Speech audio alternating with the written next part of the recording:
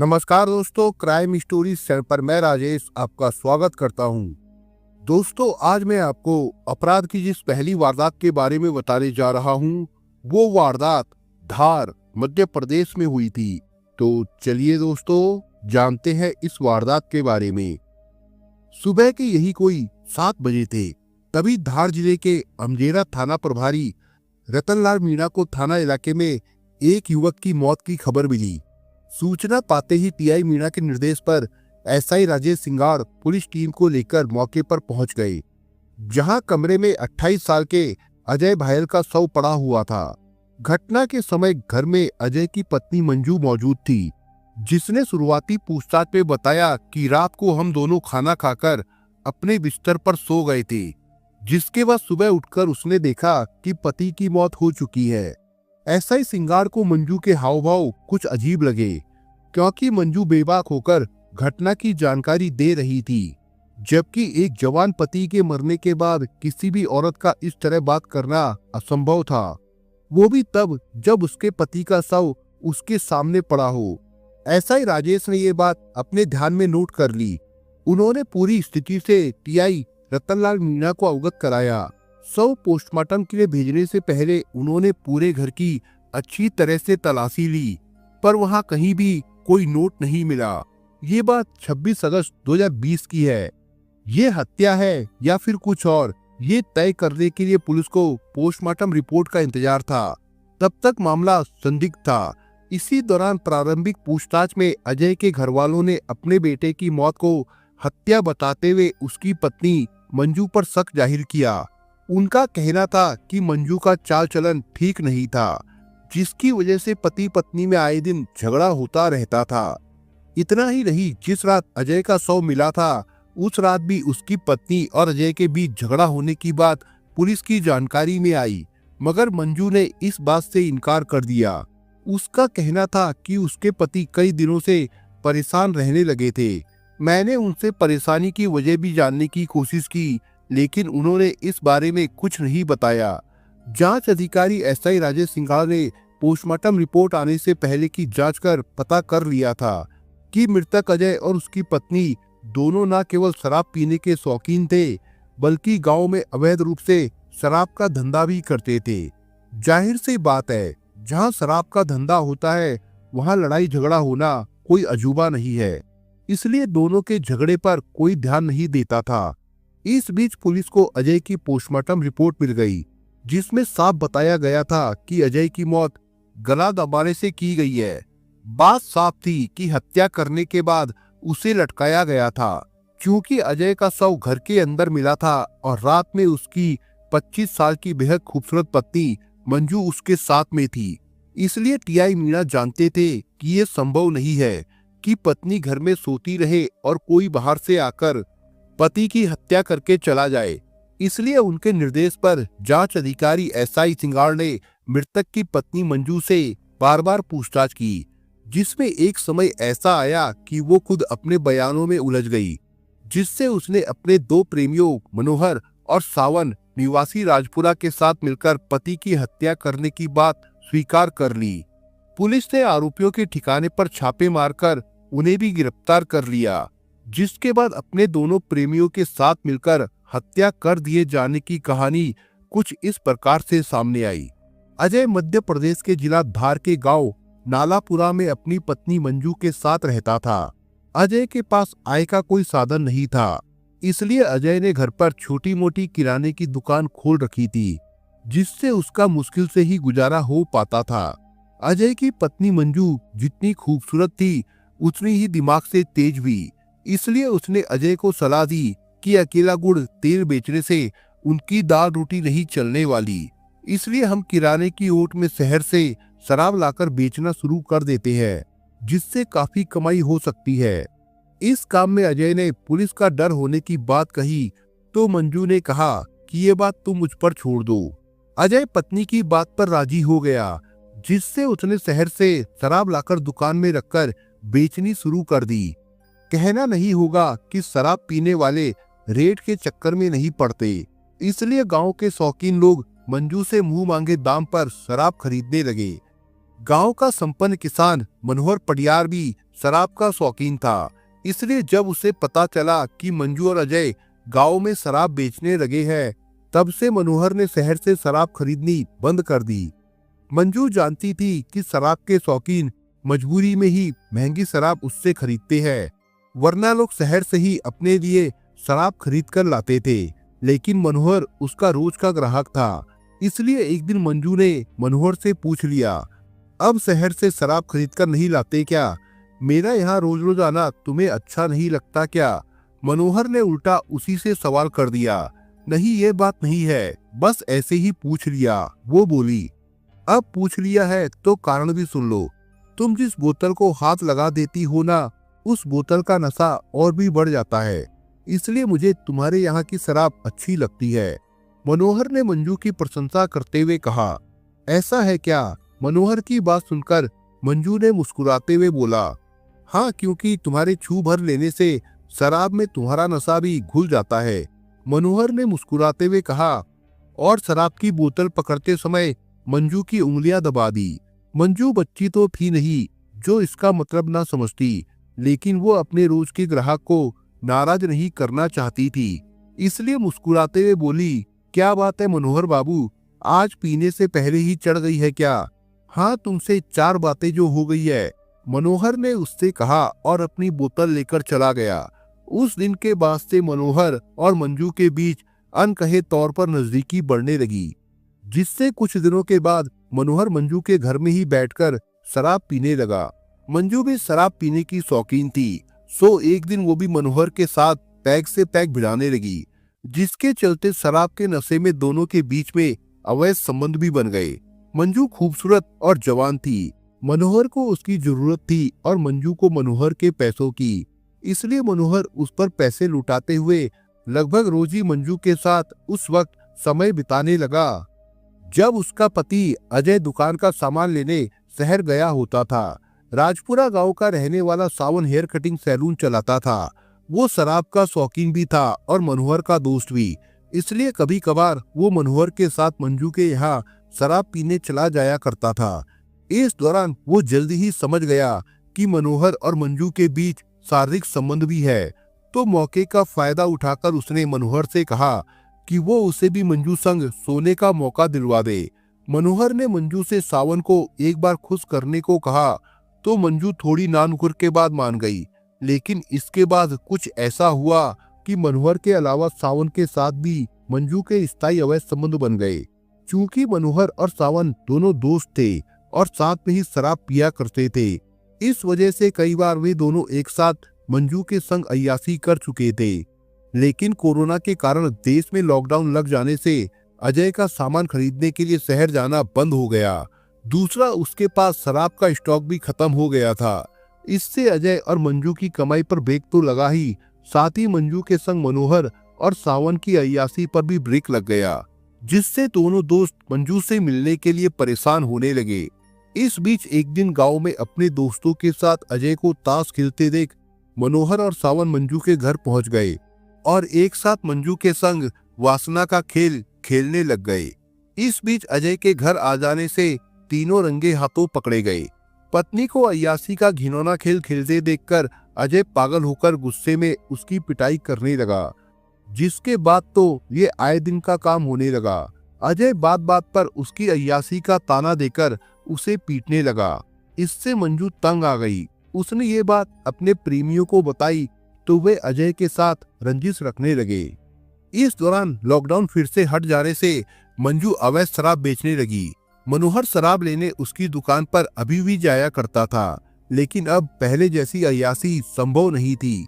इसलिए मनोहर और सावन दोनों ही अजय को रास्ते से हटाने की सोचने लगे थे। आरोपियों ने बताया कि घटना की रात अजय फिर मंजू को उसके अवैध संबंधों को लेकर उसके साथ मारपीट कर रहा था। इस बात की जानकारी मंजू ने मनोहर को फोन पर दी तो मनोहर सावन को लेकर मंजू के घर पहुंच गया, जहां उसने अजय को समझा बुझाकर अपने साथ शराब पीने को राजी कर लिया। इसके बाद उसने अजय से ही खरीदकर उसे खूब शराब पिलाई और जब उसने देखा कि उसे काफी नशा हो गया है तो सावन, मंजू और मनोहर तीनों ने मिलकर गला दबाकर अजय की हत्या कर दी। उसके बाद शव को लटका दिया ताकि पुलिस को लगे कि उसने गलत कदम उठाया है। लेकिन टीआई रतनलाल मीणा की अगुवाई में एसआई राजेश की सटीक जांच से तीनों आरोपी हफ्ते भर में ही कानून की गिरफ्त में आ गए। मंजू के बारे में बताया जाता है कि पति की हत्या करने के बाद उसे कानून का जरा भी डर नहीं था, इसलिए दोनों प्रेमियों संग मिलकर पति की हत्या के बाद उसने शव को लटकाकर दोनों प्रेमियों के साथ मस्ती करते हुए शराब पीने के बाद खाना भी खाया और फिर जिस कमरे में पति का शव लटका था उसी कमरे में सो गई थी। उसने पुलिस को बताया कि सुबह उठने के बाद उसने मोहल्ले वालों को बुलाकर पति द्वारा गलत कदम उठाने की बात बताई। पुलिस ने मंजू और उसके दोनों प्रेमियों मनोहर और सावन को गिरफ्तार करने के बाद कोर्ट में पेश किया, जहां से तीनों को जेल भेज दिया गया था। दोस्तों, आज की जो दूसरी क्राइम की कहानी है वो है अलवर, राजस्थान से। 1 अप्रैल 2021 को सुबह के करीब 7:45 बज रहे थे। राजस्थान के अलवर जिले के बहरोड़ थाने के थाना प्रभारी विनोद साखला को फोन पर सूचना मिली कि जखराना बस स्टैंड के पास एक बाइक और स्कॉर्पियो गाड़ी की भिड़ंत हो गई है। सूचना मिलते ही विनोद साखला पुलिस टीम को लेकर घटना स्थल पर पहुंच गए। घटना स्थल पर काफी भीड़ जमा थी। पुलिस को देखते ही भीड़ थोड़ा हट गई। पुलिस ने देखा कि वहां पर एक व्यक्ति का दबा कुचला शव सड़क पर पड़ा था। थोड़ी दूरी पर मृतक की मोटरसाइकिल गिरी पड़ी थी। घटना स्थल पर खड़े लोगों ने पुलिस को बताया कि निमराना की तरफ से स्कॉर्पियो गाड़ी आई थी। स्कॉर्पियो में सवार लोगों ने जानबूझकर मोटरसाइकिल को टक्कर मारी थी। बाइक सवार स्कॉर्पियो की टक्कर से उछलकर दूर जा गिरा। तब स्कॉर्पियो यू टर्न लेकर वापस आई और बाइक से गिरे युवक को कुचलकर चली गई। गाड़ी के टायर युवक के सिर से गुजरे तो सिर का कचूमर निकल गया। जब स्कॉर्पियो सवार निश्चिंत हो गए कि बाइक सवार की मौत हो गई है, तब वे वापस उसी रोड से भाग गए। वहां मौजूद लोगों ने थाना प्रभारी विनोद को बताया कि ये दुर्घटना नहीं बल्कि हत्या है। स्कॉर्पियो में सवार अज्ञात लोगों ने बाइक सवार को जानबूझकर टक्कर मारकर हत्या की है। थाना प्रभारी ने घटना की खबर उच्च अधिकारियों को दे दी। खबर पाकर बहरोड़ के सीओ और एसडीएम घटना स्थल पर आ गए। बाइक सवार युवक की पहचान कृष्ण कुमार यादव निवासी भुंगारका, महेंद्रगढ़, हरियाणा के रूप में हुई। कृष्ण कुमार यादव वर्तमान में राजकीय उच्च माध्यमिक विद्यालय जखराना में अपर डिवीजन क्लर्क के पद पर कार्यरत थे। कृष्ण कुमार के एक्सीडेंट होने की खबर पाकर विद्यालय के प्रधानाचार्य ने बताया कि कृष्ण कुमार यादव अपने पिताजी की ऑन ड्यूटी मृत्यु होने पर उनकी जगह मृतक आश्रित कोटे से नौकरी पर लगे थे। कृष्ण कुमार अपने माँ बाप का इकलौता बेटा था। वो अपने गांव भुंगराका से रोजाना बाइक द्वारा ड्यूटी आता जाता था। सीओ देशराज गुज्जर ने भी घटना स्थल का मुआयना किया और वहां उपस्थित लोगों से जानकारी ली। जानकारी में यही सामने आया कि कृष्ण कुमार की हत्या की गई है। पुलिस ने सीसीटीवी फुटेज निकाले। फुटेज से पता चला कि जो लोगों ने बताया वो सही था। हत्यारे कृष्ण कुमार की हत्या को दुर्घटना दिखाना चाह रहे थे, मगर लोगों ने ये सब अपनी आंखों से देखा था। मृतक के परिजनों को भी हत्या की खबर दे दी गई। खबर मिलते ही मृतक के घरवाले और रिश्तेदार घटना स्थल पर आ गए। उनसे भी पुलिस ने पूछताछ की और शव पोस्टमार्टम के लिए भेज दिया। पुलिस ने शव का पोस्टमार्टम कराने के बाद शव को परिजनों को सौंप दिया। मृतक के परिजनों की तरफ से कृष्ण कुमार की हत्या का मामला बहरोड़ थाने में दर्ज करा दिया गया। थाना प्रभारी विनोद सांखला, एसआई सुरेंद्र सिंह और अन्य पुलिसकर्मियों की टीम ने सीसीटीवी फुटेज और स्कॉर्पियो गाड़ी के नंबरों के आधार पर जांच शुरू की। पुलिस ने स्कॉर्पियो गाड़ी का नंबर देकर सभी थानों में इस नंबर की गाड़ी की जानकारी देने को कहा। तभी जयपुर पुलिस ने सूचना दी कि इस नंबर की स्कॉर्पियो गाड़ी पावटा जयपुर में खड़ी है। पुलिस टीम ने पावटा पहुंचकर वहां से स्कॉर्पियो गाड़ी सहित 2 युवकों अशोक और पवन मेघवार को भी हिरासत में ले लिया। गाड़ी के मालिक अजीत निवासी भुंगारका सहित कुछ और संदिग्ध लोगों को भी पुलिस ने पूछताछ के लिए उठा लिया। थाने में इन सभी से पूछताछ की गई। अशोक व पवन एक ही रट लगाए थे कि उनकी कृष्ण कुमार से कोई दुश्मनी नहीं थी। अचानक वो गाड़ी से टकरा गया था। बाइक के एक्सीडेंट के बाद हड़बड़ाहट में गाड़ी घुमाई तो कृष्ण कुमार पर गाड़ी चढ़ गई। उन्होंने बताया कि उन्हें इस बात का डर लग रहा था कि लोग उन्हें पकड़कर मार ना दे। इस डर की वजह से वे गाड़ी लेकर भाग गए, मगर आरोपियों की ये बात पुलिस के गले नहीं उतर रही थी। भुंगरका निवासी अजीत ने पुलिस को बताया कि उसने अपनी स्कॉर्पियो गाड़ी 1,80,000 रुपए में सनी यादव को बेच दी है। सनी ने अशोक के नाम पर ये गाड़ी खरीदी थी। अजीत ने पुलिस को सनी का नाम बताया। तब तक पुलिस को लग रहा था कि अजीत का इस मामले से कोई संबंध नहीं है। अशोक और पवन मेघवाल 4 दिन तक पुलिस को एक ही कहानी बताते रहे कि अचानक बाइक से गाड़ी का एक्सीडेंट हो गया था। पुलिस को भी लगने लगा था कि मामला कहीं दुर्घटना का ही तो नहीं है, मगर सीसीटीवी फुटेज में जो एक्सीडेंट का दृश्य था वो बता रहा था कि कृष्ण कुमार की साजिश के तहत हत्या की गई थी। हत्या को उन्होंने साजिश के तहत दुर्घटना का रूप देने की कोशिश की थी। तब पुलिस अधिकारियों ने अपना पुलिसिया रूप दिखाया। बस फिर क्या था, पुलिस का असली रूप देखकर वे टूट गए और स्वीकार कर लिया कि उन्होंने जानबूझकर कृष्ण कुमार यादव की हत्या की थी। फिर उन्होंने हत्या की कहानी बता दी। हरियाणा के नांगल चौधरी इलाके के भुंगरका गांव में कृष्ण कुमार यादव अपनी पत्नी कुसुमलता के साथ रहता था। कृष्ण कुमार की 4 बहनें हैं जिनकी शादी हो चुकी थी। वे सब अपनी ससुराल में है। पिता की ऑन ड्यूटी मृत्यु होने के बाद आश्रित कोटे के तहत कृष्ण कुमार की क्लर्क पद पर सरकारी स्कूल में नौकरी लग गई थी। वो अपने माता पिता का इकलौता बेटा था। कृष्ण कुमार के पड़ोस में उसके चाचा मुकेश यादव रहते थे। उनका बड़ा बेटा सन्नी 10वीं कक्षा में फेल हो गया था तो उसने स्कूल छोड़ दिया। वो कोई काम धंधा नहीं करता था। कृष्ण कुमार के परिवार के ठाड़ बाड़ देखता तो उसे जलन होती थी, क्योंकि कृष्ण कुमार के पास करोड़ों रुपए की संपत्ति थी। कृष्ण कुमार के नाम करीब 50 बीघा जमीन थी।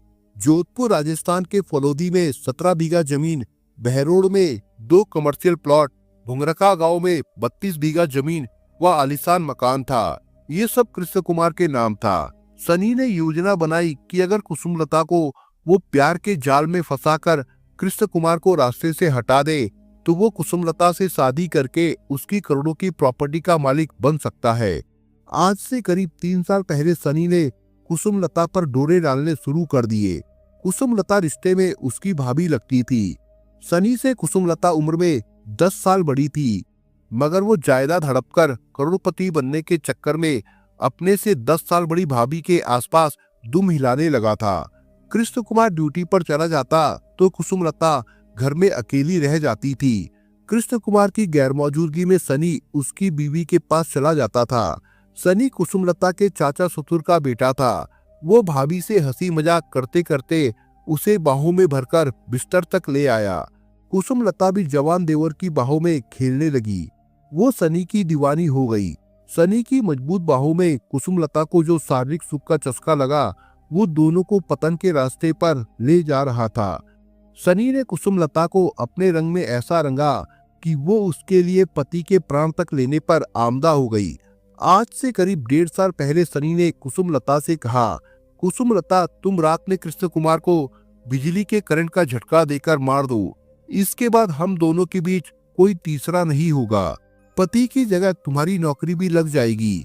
फिर मैं तुमसे शादी कर लूंगा और फिर हम मौज की जिंदगी जिएंगे। ठीक है सनी, मैं पति को रास्ते से हटाने का इंतजाम करती हूँ, कुसुमलता ने हंसते हुए कहा। वो देवर के प्यार में पति की हत्या करने का मौका तलाशने लगी। एक दिन कृष्ण कुमार रात में गहरी नींद में था। तब कुसुमलता ने उसे बिजली का करंट दिया। करंट का कृष्ण कुमार को झटका लगा तो वो जाग गया। तब बीवी ने कूलर में करंट आने का बहाना बना दिया। कृष्ण कुमार को करंट का झटका लगा जरूर था, मगर वो मरा नहीं था। ये सुनकर सनी बोला, कुसुम जल्द से जल्द कृष्ण का खात्मा करना होगा। तुम ही ये काम किसी से करा दो, मैं तुम्हारे साथ हूँ, कुसुमलता बोली। कुसुमलता और सनी जल्द से जल्द कृष्ण कुमार को रास्ते से हटाना चाहते थे। कृष्ण के ड्यूटी जाने के बाद व्हाट्सएप कॉलिंग पर दोनों बातचीत करते थे। सनी ने अपने छोटे भाई की शादी कर दी थी, खुद शादी नहीं की थी। उसका मकसद तो करोड़ों की मालकिन कुसुमलता से शादी करना था। सनी भाभी से शादी करके जल्द से जल्द करोड़पति बनना चाहता था। एक दिन सनी और कुसुमलता के संबंधों की जानकारी किसी ने कृष्ण कुमार को दे दी। बीवी और चचेरे भाई के संबंध की बात सुनकर कृष्ण कुमार को बहुत गुस्सा आया। उसने अपनी बीवी से इस बारे में बात की तो वो त्रिया चरित्र दिखाने लगी, आंसू बहाने लगी, मगर कृष्ण कुमार के मन में संदेह पैदा हुआ तो वो उन दोनों पर निगाह रखने लगा। इसके बाद कुसुमलता ने सनी को सचेत कर दिया। दोनों छिपकर मिलने लगे, मगर उन्हें हर समय इसी बात का डर लगा रहता था कि कृष्ण कुमार को कोई बता ना दे। कृष्ण कुमार ने सनी से भी कह दिया था कि वो उसके घर पे ना आए। ये बात कृष्ण, कुसुम और सनी के अलावा कोई नहीं जानता था। किसी को पता नहीं था कि कृष्ण अपनी बीवी और सनी पर शक करता है। ऐसे में कुसुमलता और सनी ने उसे एक्सीडेंट में मारने की योजना बनाई ताकि उन पर कोई शक भी ना करे और राह का कांटा भी निकल जाए। सनी ने इस काम में कुछ खर्चा होने की बात कही तो कुसुमलता ने खुद के नाम की 4 लाख रुपए की एफडी मार्च 2021 के दूसरे हफ्ते में तुड़वा दी। 4 लाख रुपए कुसुम ने सनी को दे दिए। सनी ने योजना के अनुसार 18 मार्च 2021 को भुंगरका के अजीज से 1,80,000 रुपए में एक स्कॉर्पियो गाड़ी एग्रीमेंट के तहत अशोक कुमार के नाम से खरीदी। अशोक को उसने 2 छोटे मोबाइल व 2 सिम दिए। इन्हीं सिम व मोबाइल के जरिए अशोक की बात सनी से होती थी। कृष्ण कुमार को मारने के लिए सनी ने अशोक को 1.5 लाख रुपए भी दे दिए। उसी स्कॉर्पियो गाड़ी से अशोक ने सनी के कहने पर कृष्ण कुमार का एक्सीडेंट करने की कई बार कोशिश की, मगर वो सफल नहीं हुआ। तब 26 मार्च 2021 को राहुल अपने दोस्त पवन को भुंगारका के हरीश होटल पर ले आया। यहाँ अशोक ने पवन की जान पहचान कराई। रात में तीनों शराब पीकर खाना खाकर होटल पर रुके और सुबह चले गए। 30 मार्च 2021 को अशोक ने पवन से कहा कि मुझे स्कॉर्पियो से एक आदमी का एक्सीडेंट करना है, तुम मेरे साथ गाड़ी में रहोगे तो मैं तुम्हें 40,000 रुपए दूंगा। पवन की अशोक से नई दोस्ती हुई थी और वैसे भी पवन को सिर्फ गाड़ी में बैठे रहने के लिए 40,000 रुपए मिल रहे थे, इसलिए 40,000 रुपए के लालच में पवन ने हाँ कर दी। 31 मार्च 2021 को अशोक और पवन मेघवाल स्कॉर्पियो गाड़ी लेकर जखराना आए, लेकिन उस दिन कृष्ण कुमार ड्यूटी पर नहीं गया। अशोक रोजाना की बात सनी को बता देता था। सनी अपनी प्रेमिका भाभी कुसुमलता को सारी बात बता देता था। 1 अप्रैल 2021 को सुबह 7:30 बजे कृष्ण कुमार अपने गांव भुंगरका से ड्यूटी पर जखराना निकला। ये जानकारी कुसुमलता ने अपने देवर प्रेमी सनी को दे दी। सनी ने अशोक को ये सूचना दे दी। अशोक कुमार गाड़ी में पवन को लेकर जखराना बस स्टैंड पहुंच गया। जैसे ही कृष्ण कुमार मोटरसाइकिल से जखराना बस स्टैंड से स्कूल की ओर जाने लगा, तभी अशोक ने स्कॉर्पियो से कृष्ण कुमार को सीधी टक्कर मार दी। टक्कर लगते ही कृष्ण कुमार उछलकर दूर जा गिरा। इसके बाद अशोक ने गाड़ी को यू टर्न लिया और कृष्ण कुमार के ऊपर एक बार फिर से चढ़ा दी, जिसके बाद उसकी मौके पर ही मौत हो गई। इसके बाद सूचना पाकर बहरोड पुलिस आई। वहां पर खड़े लोगों ने इसे हत्या बताया था। तब पुलिस ने जांच करके हत्या के इस राज से पर्दा हटाया। अशोक कुमार और पवन मेघवाल से पूछताछ करने के बाद पुलिस ने इस हत्याकांड में शामिल रहे सनी और उसकी प्रेमिका कुसुमलता को भी गिरफ्तार कर लिया। इन दोनों ने भी कृष्ण कुमार की हत्या में शामिल होने का अपराध स्वीकार कर लिया था। पूछताछ के बाद कुसुमलता, सनी यादव, अशोक यादव और पवन मेघवाल को बहरोड कोर्ट में पेश किया गया, जहां से सभी को जेल भेज दिया गया था। दोस्तों, आप अगर चैनल पर नए हो तो आप चैनल को सब्सक्राइब करने के साथ कमेंट बॉक्स में इस कहानी के बारे में अपने विचार जरूर लिखिएगा। मिलता हूं एक नई कहानी के साथ, तब तक के लिए अपना ख्याल रखिएगा। धन्यवाद।